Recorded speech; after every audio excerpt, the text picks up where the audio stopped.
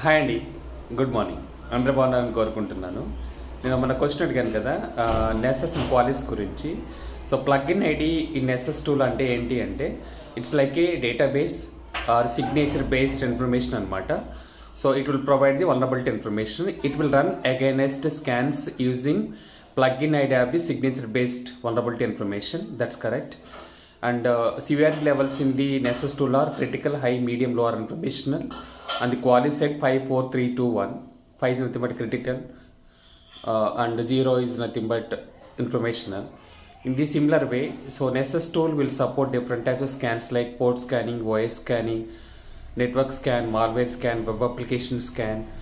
So PCI DSS scans, all these different types of scans it will support. So Bindi is provided all the information is correctly, and also Basha. Thank you so very much. Have a great day.